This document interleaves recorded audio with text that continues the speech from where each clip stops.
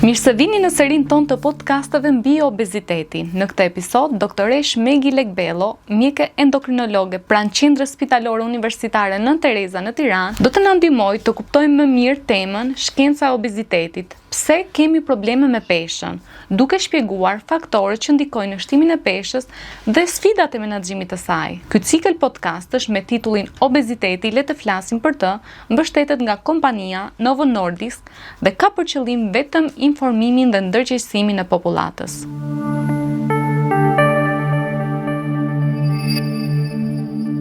Doktoresh Megi, faleminderit që pranuat ftesën për të qenë me ne sot në podcast.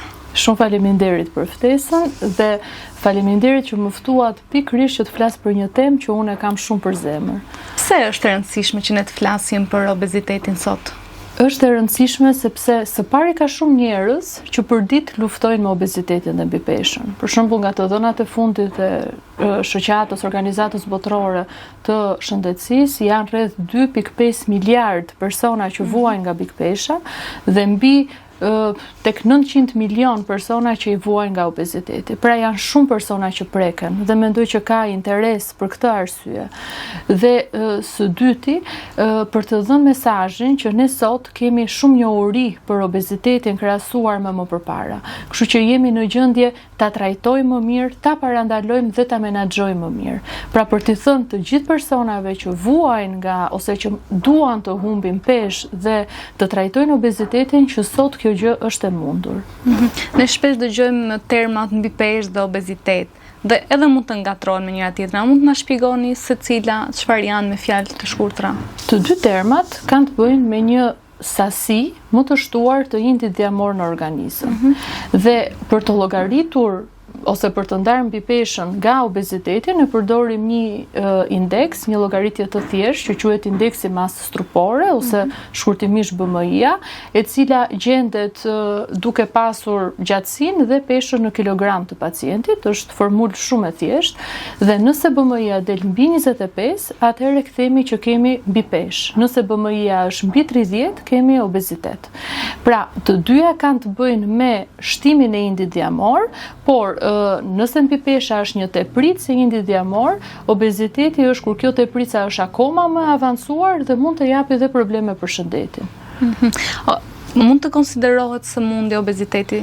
Po, të gjithë organizatat, përfshirë këto organizatën botërore të obezitetit, ato europiane dhe amerikane, të gjitha e konsiderojnë obezitetin sëmundje. Kjo sepse ky ekses, kjo sasi e shtuar e indit dhjamor, nuk shihet thjesht si një depozitim energjie, por indi dhjamor ka aktivitetin e vet metabolik. Prodhon një sër substancash të cilat rrisin inflamacionin, nxisin oreksin, bëjnë që pacientët ta kenë më të vonuar ndjenjën e ngopjes dhe të gjitha këto me kalimin e kohës rrisin pastaj rrezikshmërinë për sëmundje të tjera që janë të lidhura me obezitetin, siç është insulinorezistenca, diabeti tip 2, hipertensioni, dislipidemit, problemet artikulare dhe rrisin riskun edhe për lloje të ndryshme të kancerit. Shpesh ne dëgjojmë edhe njerëz që janë më të predispozuar për të pasur obezitet, pra në krahasim me disa njerëz të tjerë shtojnë më kollaj peshë dhe i dëgjojmë duke thënë që unë edhe një gotë ujë të pi më shëndosh. Pse ndodh që disa njerëz shtojnë peshë më shpejt se sa disa të tjerë? Kjo është pyetje shumë e rëndësishme dhe sot ne kemi një përgjigje për këtë. Tham që obeziteti është një sëmundje dhe hyn tek sëmundjet kronike dhe ka një mekanizëm shumë kompleks. Patjetër që ushqimi dhe kalorazhi ka rëndësinë e vet, por për shembull pse disa njerëz kanë më shumë uri se të tjerët? Pse disa njerëz kanë nevojë të hajnë më shpesh se sa persona të tjerë? Kjo vjen sepse ka shumë faktorë që ndikojnë në shtimin e peshë. Nuk mund shihet vetëm si dietë ose si ushqim. Njëra është gjenetika. Secili nga ne është i ndryshëm, ka një bagazh gjenetik të ndryshëm dhe ka persona që kanë një predispozit më të shtuar për të bërë obezitet, sepse kanë më shumë oreks se sa personat e tjerë dhe ngopen më ngadalë se sa personat e tjerë. Dhe nga ana tjetër harxojnë më pak kalori, pra trupi ka më shumë tendencë të depozitoj se sa të harxoj kalori. Pastaj një komponent shumë i rëndësishëm është truri dhe është lidhja midis trurit dhe hormoneve. Prandaj obeziteti ndryshe quhet edhe një sëmundje neurometabolike. Truri është në tru, në hipotalamus, është një gjendër në tru, janë të vendosura të dyja stimujt, stimuli si i oreksit, pra i uris, ashtu edhe stimuli i ngopjes, të cilët varen nga hormonet të ndryshme. Dhe pikërisht disbalanca e këtyre hormoneve mund të bëjnë që disa persona të kenë më shumë oreks dhe të ngopen më ngadalë se sa persona të tjerë. Ka dhe faktor tjerë, përveç këtyre që tham, që është gjumi, medikamentet, stresi kronik, por dhe ambienti në të cilin ne jetojmë. Puna që bëjmë, familja, pra është një situatë komplekse që përfshin jo vetëm ushqimin, por përfshin një sër faktorësh të tjerë, të cilët mund të çojnë në rritjen e peshës dhe në shfaqjen e obezitetit. Pra nuk është gjithmonë kjo çështje vullneti, pra njerëz që nuk ushtrohen, njerëz që nuk ushqejnë mirë, pra nuk ndikojnë vetëm këta faktorë që kanë të bëjnë me stilin e jetesës, por ndikojnë edhe faktorët e tjerë. Është ta limitosh të thuash është vetëm çështje vullneti. Patjetër që vullneti ka rëndësi.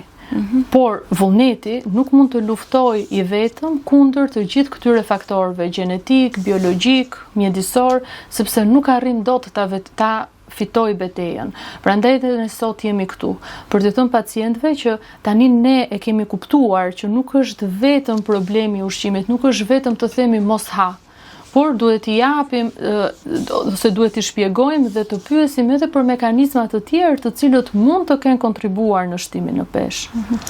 Doktoresh, ne shpesh dëgjojmë edhe për termin food noise. Çfarë është ky term dhe çfarë do thotë për personat që luftojnë për të humbur peshë? Food noise, po ta përkthejmë në shqip, është zhurma e ushqimit.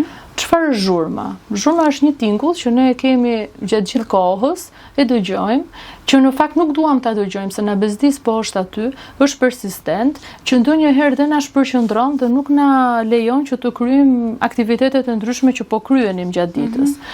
Tani, food noise ose zhurma e ushqimit ka të bëjë me të menduarit për ushqimin, njësoj si një zhurmë që mund të dëgjohet në vesh gjatë gjithë kohës. Personat që janë obez thojnë dhe raportojnë që ne na arrin gjithë ditën mendja tek ushqimi. Pra në momentin që mbarojnë mëngjesin, për shembull, mendimi është çfarë do hajnë në drekë ose kur do hajnë, ku do shkojnë, si do hajnë, në çfarë sasie, do marrin apo jo ëmbëlsira, çfarë ëmbëlsire do hajnë.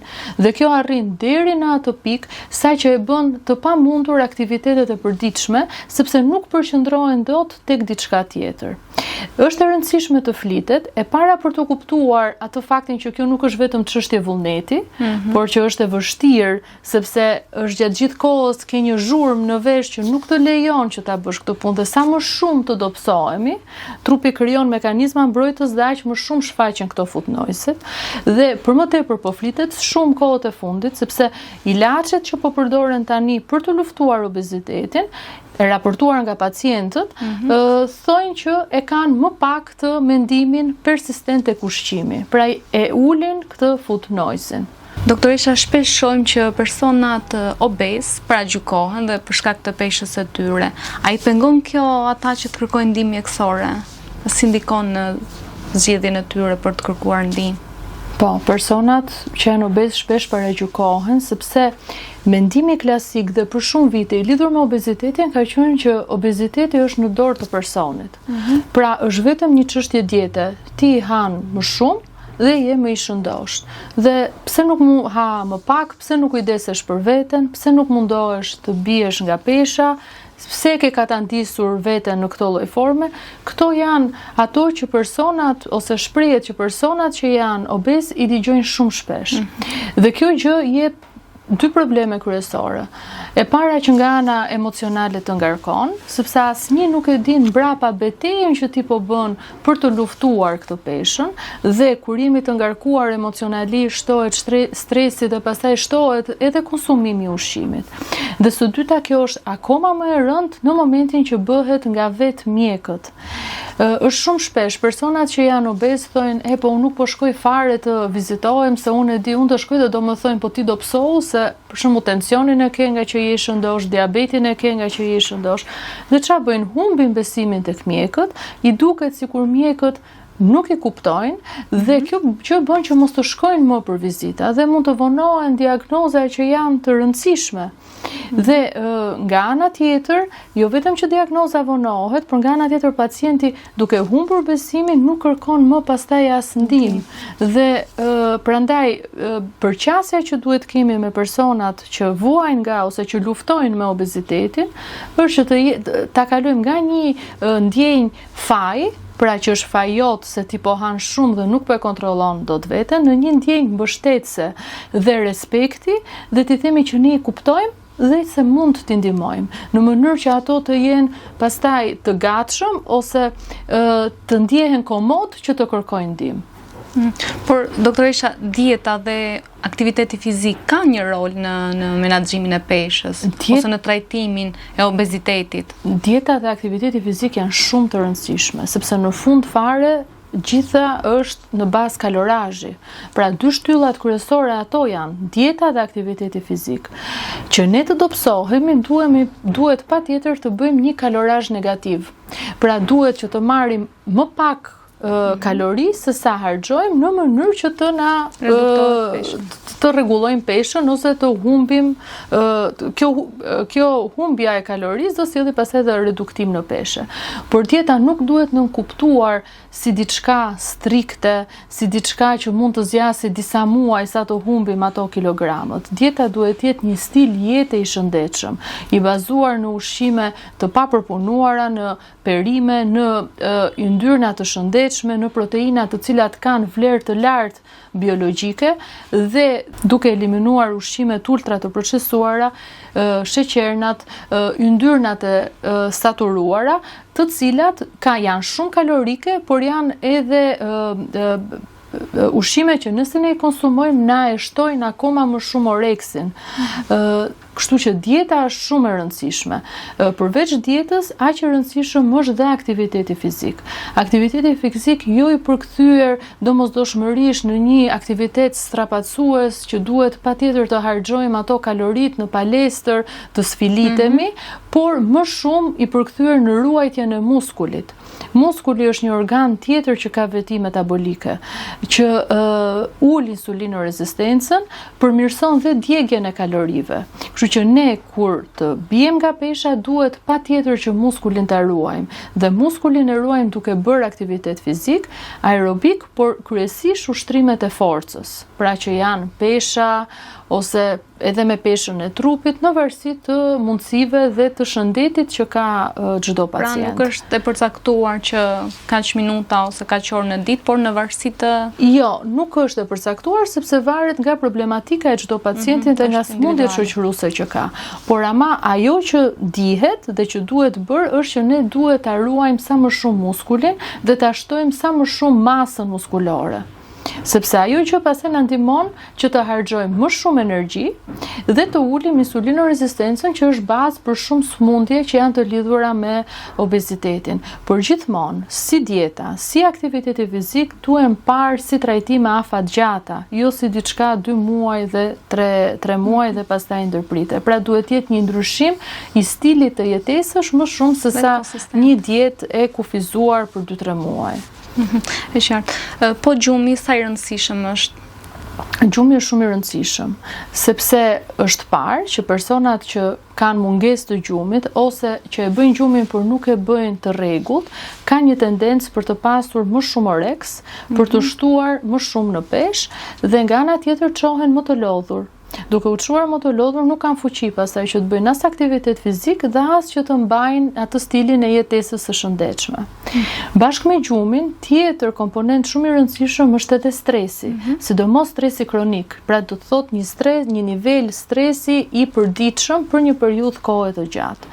Çfarë bën? Stresi rrit një hormon që quhet kortizol.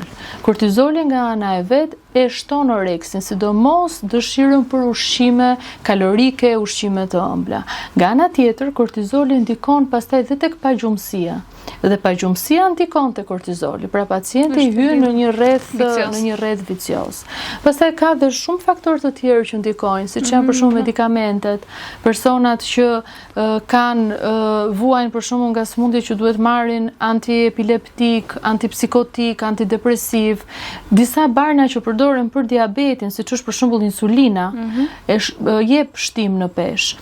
Dhe këto janë të gjithë gjëra që ne duhet të marrim parasysh kur pyesim ose kur marrim në vizitë një person I cili po lufton me obezitetin. Dhe tjetër gjë shumë e rëndësishme janë edhe ato që ne I quajmë faktor mjedisor. Pra mjedisi, ushqimet të cilat ne sot jemi shumë të ekspozuar. Ne jetojmë në një mjedis që quhet obezogjenik. Pra një mjedis që ty të shtyn për obezitet. Shumica ushqimeve janë të ultraprocesuara dhe problemi është që ushqimet e ultraprocesuara, siç janë për shembull fast foodet, janë ato që kushtojnë dhe më pak. Duan edhe më pak kohë të përgatiten. Kështu që njerëzit që janë në punë ose studentët e kanë më kollaj të marrin një ushqim të tillë se sa të konsumojnë një vak të gatuar në shtëpi. Nga ana tjetër, vetë industritë ushqimore bëjnë shumë reklama kur ti shikon televizor ose je në rrugë shikon reklama pafund të ushqimeve, të cilat kryesisht janë ushqime jo të shëndetshme. Dhe mendoni një pacient që është obez, që ka dhe atë që ne quajmë food noise, që është I ekspozuar gjatë gjithë kohës ndaj këtyre ushqimeve, se sa të vështirë pastaj e ka që ta kontrollojë veten. Doktoresha, ne sot shohim shumë persona që humbin peshë, por sa e vështirë është ta ruash atë peshën që ti arrin. Kjo është shumë e vështirë dhe për këtë nuk ka nevojë për studime, se është diçka që besoj të gjithë ne e kemi eksperiencën. Pra dhe unë, kur dua të humbas peshë, I humb ato kile dhe pastaj një çike prish ti I merr prap brapa. Fiton më shpejt. Dhe kjo gjë ndodh përgjithsisht sepse fiziologjia jon ose trupi jon është I ndërtuar në mënyrë të tillë që të depozitojë energji dhe ta ruaj energjinë, pra të mos ta harxojë atë.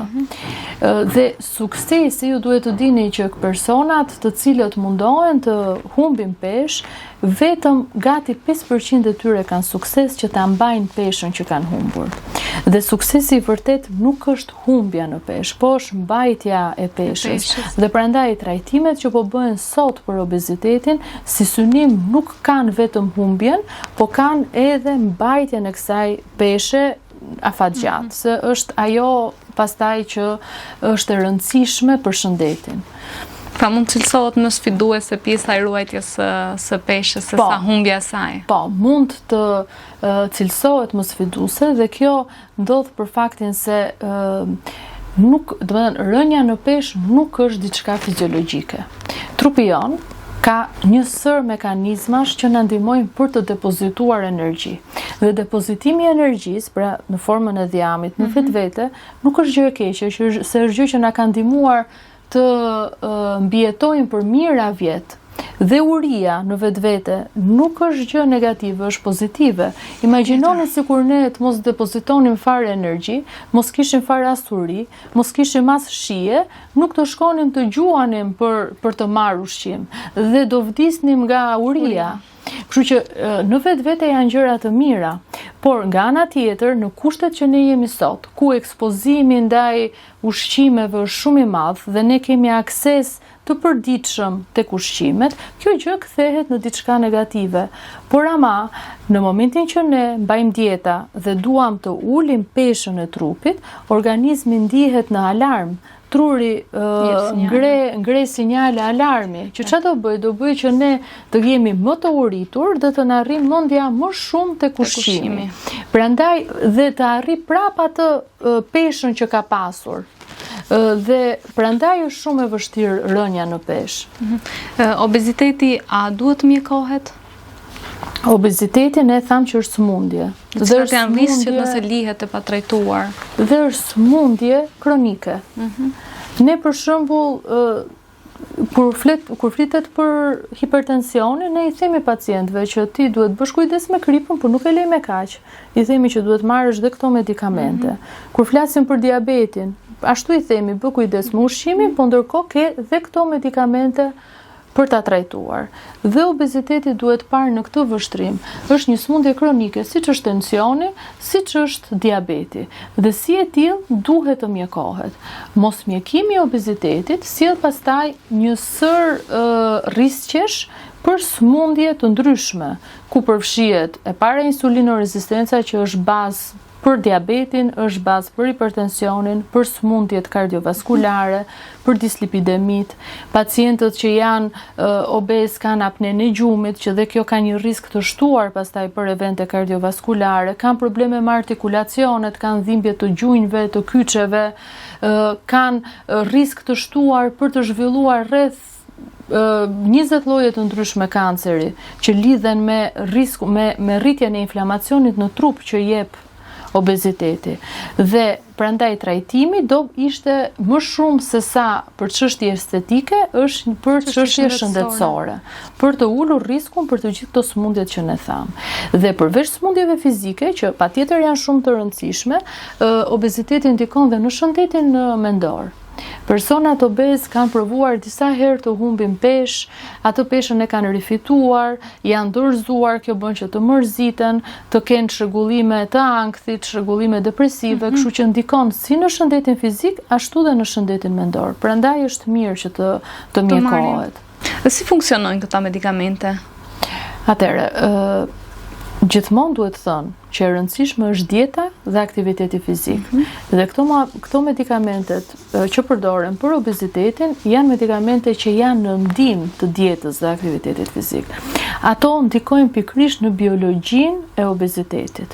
Veprojnë në tru, në gjëndrat e uris, duke ulur urinë, veprojnë në stomak duke ulur zbrazjen e stomakut. Kështu që pacientët nga njëra anë kanë më pak uri, nga ana tjetër food noise-in pothuajse e zhdukin ose e ulin, pra pacientët nuk e kanë mendjen të gjithë kohës tek ushqimi, por nga ana tjetër duke ngadalësuar dhe zbrazjen e stomakut, ti je i ngopur më gjatë dhe si e tillë do hash pak më rrallë.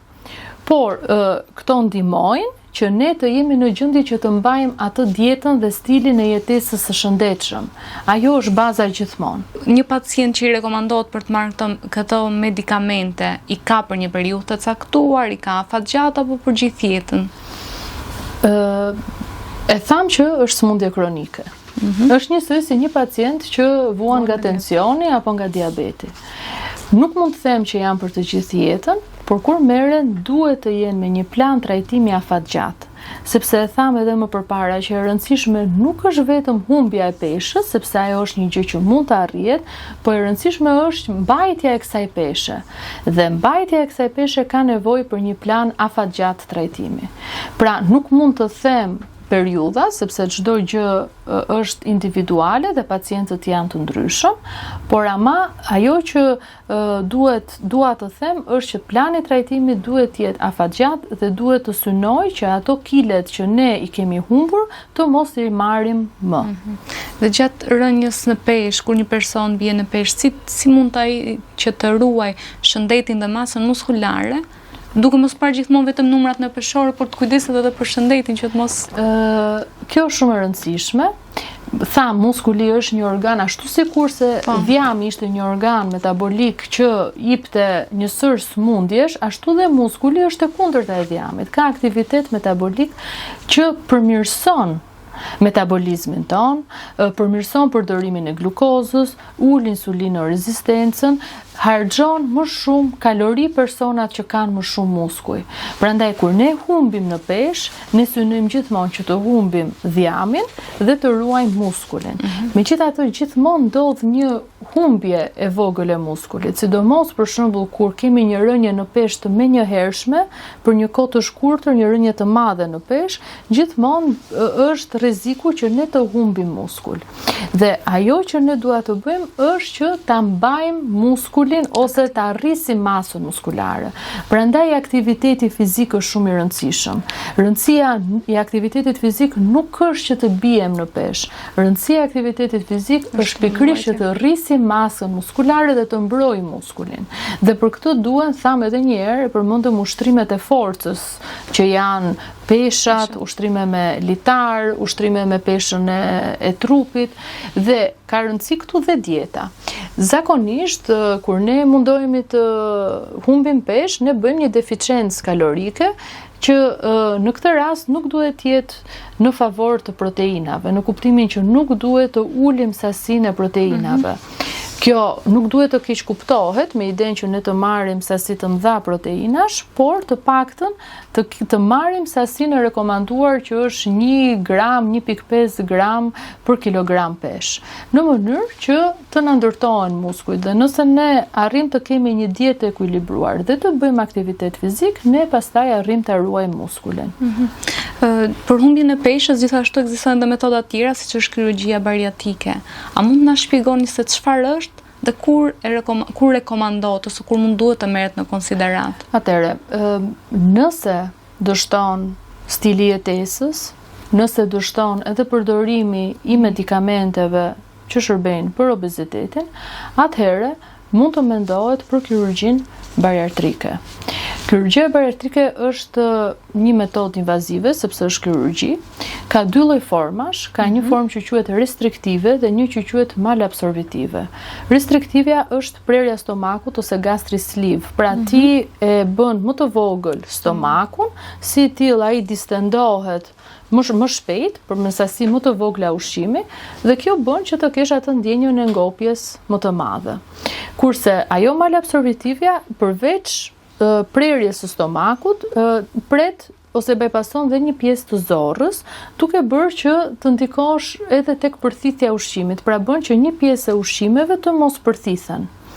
Këto janë teknika që përdoren tek pacientët që kanë grad të 3 obeziteti, pra që kanë një BMI mbi 40 ose një BMI mbi 35 e shoqëruar me sëmundje shoqëruese që kanë të bëjnë me obezitetin. Doktoresha, ne jemi në fund të intervistës dhe do doja nga ana juaj një mesazh për gjithë ata persona që janë duke luftuar për të humbur peshë për vite me radhë dhe akoma nuk ja kanë dalë dot. Mesazhi im është e para që nuk janë vetëm dhe e dyta nuk duhet ta konsiderojnë veten të dështuar në këtë pjesë. E tham, rënja në peshë është komplekse, është shumë e vështirë. Fakti që ato mundohen, edhe kur nuk e arrin, tregon që kanë kujdes për shëndetin e tyre dhe duan të bien në peshë. Dhe me kaq informacion sa ne kemi sot, ne arrim që këtë gjë ta bëjmë realitet nëpërmjet kuptimit më të mirë se të biologjisë së obezitetit. Pra, të kuptojmë më mirë pacientin. Pacienti nuk duhet të ndihet në faj se është i shëndosh, po përkundrazi duhet të ndihet i kuptuar dhe duhet të kuptoj dhe ai që sot ne kemi metoda të cilat mund ta parandalojmë dhe ta trajtojmë shumë mirë obezitetin dhe këtë jo vetëm për periudha të shkurtra kohe, por për të gjithë jetën. Faleminderit, ishte kënaqësi për gjithë informacionet dhe këshillat që ndat me ata që na ndjekin. Kënaqësia imja, faleminderit. Faleminderit dhe miq që na ndoqët, bashkë do të takohemi në episodin e radhës. Deri atëherë, miru takofshim.